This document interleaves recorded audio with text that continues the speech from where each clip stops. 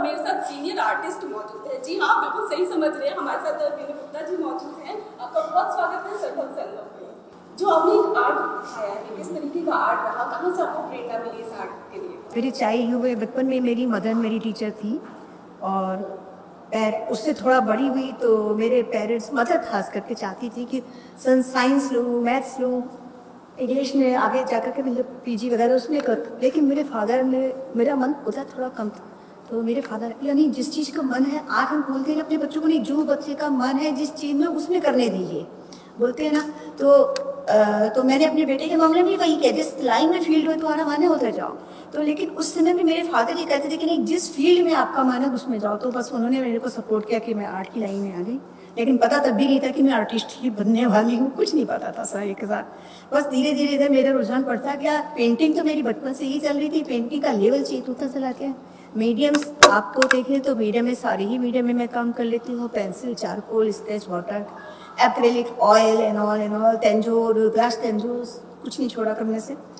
सबसे ज्यादा मुश्किल आर्ट कब लगता है आपको कि अच्छा आपको बनाने के बाद लगाओ कि नहीं ये थोड़ा डिफिकल्ट था, ऐसा कुछ हुआ? नहीं सर, बनाने के बाद क्यों डिफिकल्ट लगेगा, वो तो डिफिकल्ट बनाने के समय लगा तो लगा, पर ऐसा लगता नहीं है। आर्ट तो जब भी करते हैं तो यही मैंने बोला ना कि जिस तरफ लाइक हो उसका काम करने का ये बेनिफिट होता है, आप उसमें थकते नहीं है। मैंने ऐसा महसूस किया अपने लाइफ में। मैं आर्ट, मुझे 14 आवर्स 16 आवर्स, मैं आज भी अगर मेरे को कुछ ना प्रॉब्लम ना हो तो मैं 14-16 hours I can do, I do to complete my paintings. तो वो करती हूँ, और शायद वो इसलिए कि मेरा इंटरेस्ट रहा है इस तरफ हमेशा से। तो किताब के बारे में क्या बताना चाहेंगे, क्या है इसमें?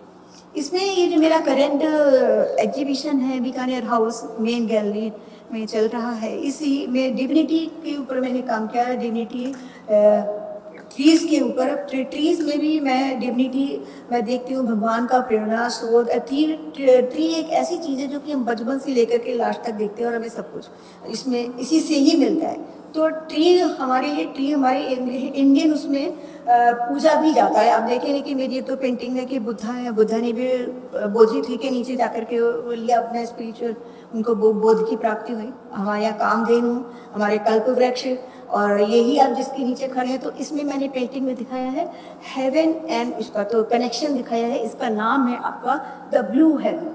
तो ये मतलब कि हमारी जो जमीन से लेकर के ऊपर तक की जो हमारी जर्नी है, वो कैसे हमारी रिवील करती है। और हम जो आज एक चीज़ होती है, हम पैदा होते हैं, जिस मिट्टी से पैदा होते हैं लेकिन उसी में ये नहीं मिल जाते हैं। पेड़ की भी पत्ती जो होती है, जो पेड़ होता है यो करता है, छोटे से बीज से बढ़ता है, एक विशाल काई ट्री बन जाता है। और उसके बाद में जब उसकी पत्तियाँ झड़ जाती है, डिके करती हैं, तो वो उसी में जाके विलीन हो जाती है, फिर उससे फिर पेड़ टिक सकती है लाइक दिस। इसी के ऊपर मेरा पूरा इसमें मैंने मेरी सीरीज बनाई है मैंने।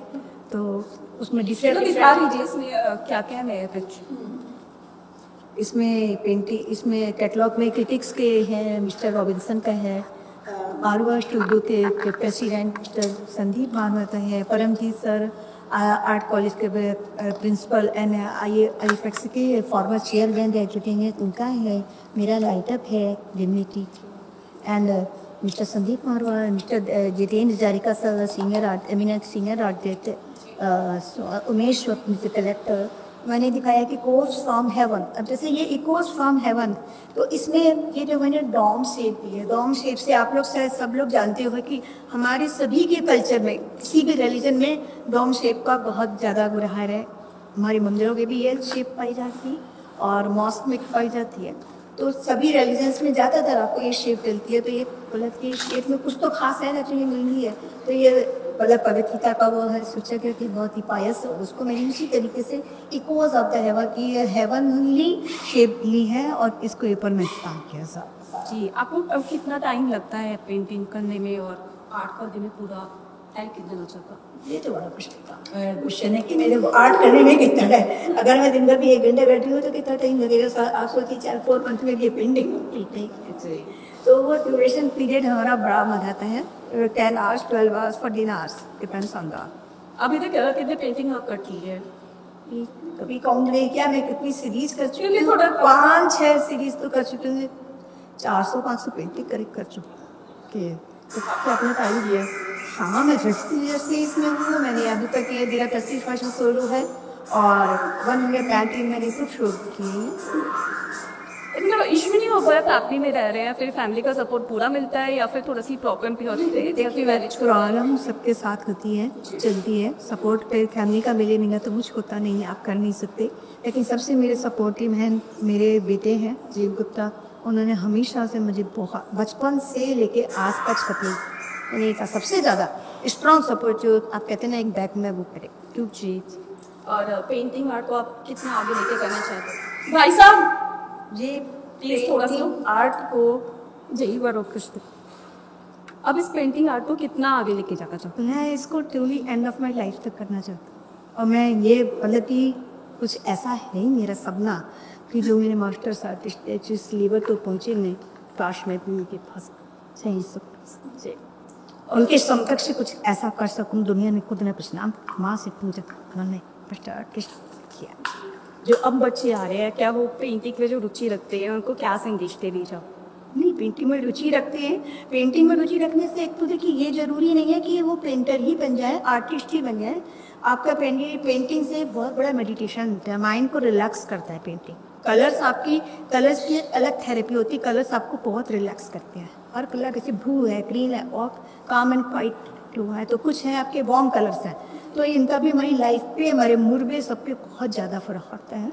और पेंटिंग करने से उनकी एक पेंटिंग की लाइन ही ना छूट करके आर्किटेक्ट की लाइन है और भी बहुत सारे प्रेस डिजाइनर हैं, तो उनमें इंटीरियर है, बहुत सारे ब्रांचेज आपकी आज की डेट में किसी लाइन में आगे की लाइन को डिस्कवर करने के लिए कोई कमी नहीं है। और आपका एक मेंटल लेवल तो ये ऊपर करती है, आपकी थिंकिंग पावर, आपकी क्रिएटिविटी को तो बढ़ाती ही है। नीचे आपको और अगर बोले कि गवर्नमेंट से कोई ऐसा सहायता मिली कि नॉइस को और आगे लेके जाए ताकि बच्चों को और दिखाया जा सके, स्कूल में दिखाया जा सके, ऐसा कुछ अभी तक आइडिया बताया?